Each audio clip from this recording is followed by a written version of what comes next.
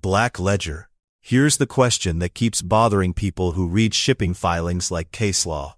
When private equity rolls up shipping companies, is the collapse an accident of markets, or is it designed in the paperwork long before the first bankruptcy rumor hits? In the last year, I watched multiple restructurings line up in a pattern.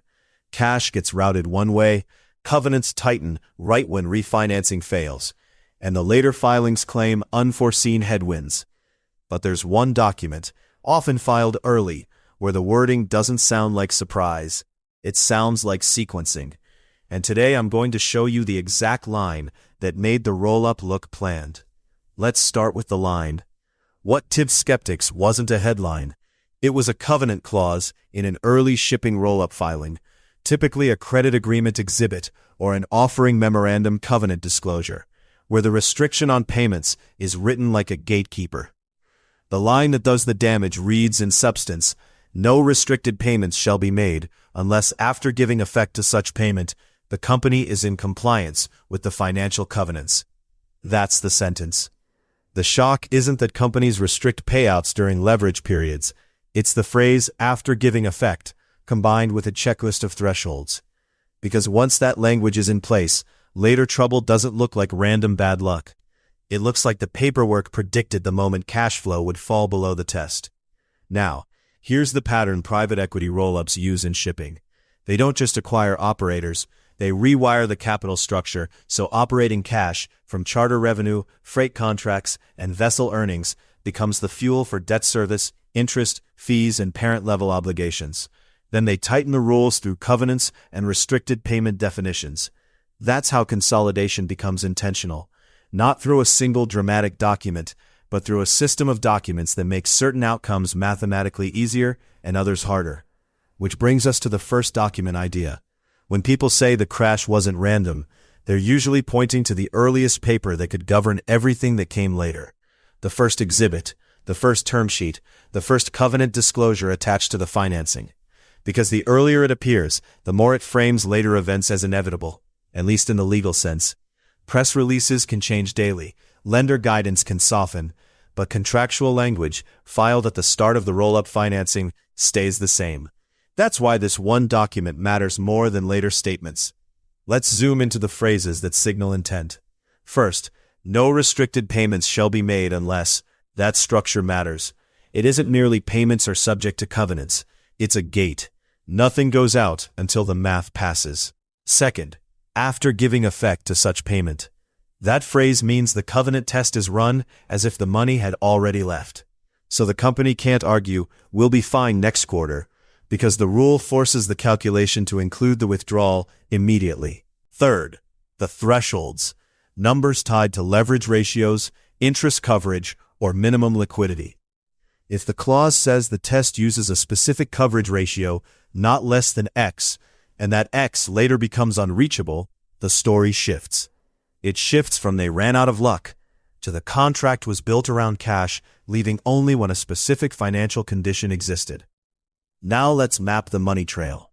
In shipping roll-ups, charter revenue doesn't just pay salaries and fuel. It flows into a controlled structure. Revenue is collected, then applied according to waterfall provisions, fees, and secured debt priorities.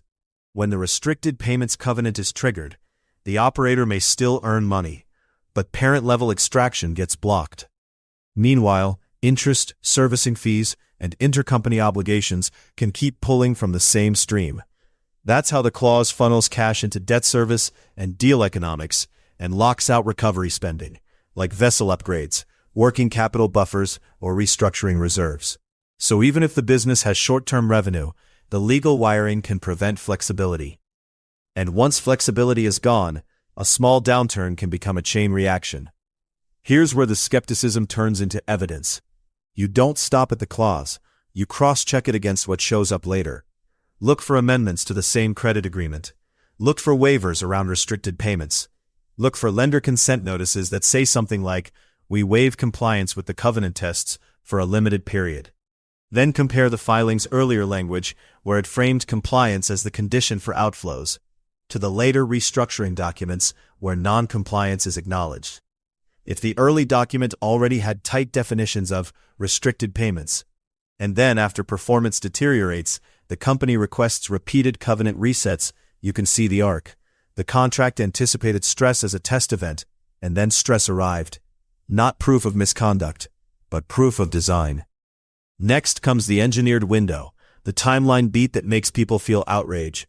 The clause governs decisions leading up to the collapse, not after. During the period when the rollup was still stable, the restricted payments gate controlled whether cash could be moved upward, and whether refinancing could be handled without triggering default. When shipping markets softened, the same clause constrained the ability to move money, refinance cleanly, or keep operations resilient. So the collapse isn't just a market event. It becomes a schedule of contractual consequences. That's why the feeling is different. It's not just loss, it's documented sequencing. Who benefits from that sequencing? The incentives are not subtle. Private equity principals benefit when cash flows support debt service and fees, while keeping upstream transfers constrained until the math supports them. Lenders benefit because covenants and restricted payments protect principal repayment priorities. Deal vehicles benefit because the structure reduces discretionary exits and increases predictable cash allocation. And when the tests fail, the documentation has already positioned the company to ask for waivers, amend terms, or proceed toward restructuring under conditions that may favor secured stakeholders. That's not automatically a smoking gun, but it's enough to make unforeseen headwinds sound incomplete, especially when the earlier covenant language reads like a checklist for when recovery will be legally delayed.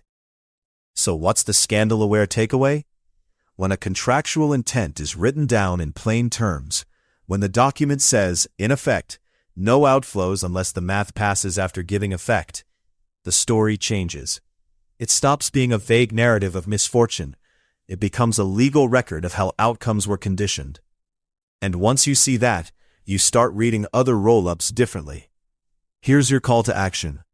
If you've read a shipping rollup filing and you recognize this clause style, comment with the document name and the section header you found it under. Credit agreement exhibit, covenant disclosure, or offering memorandum exhibit. Most importantly, paste the exact restricted payments line, or at least the key phrasing around no restricted payment shall be made unless and after giving effect to such payment, plus the ratio threshold if it's stated.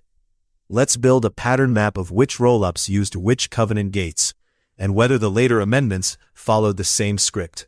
Because in shipping, the paperwork doesn't just follow the business. Sometimes it engineers the options.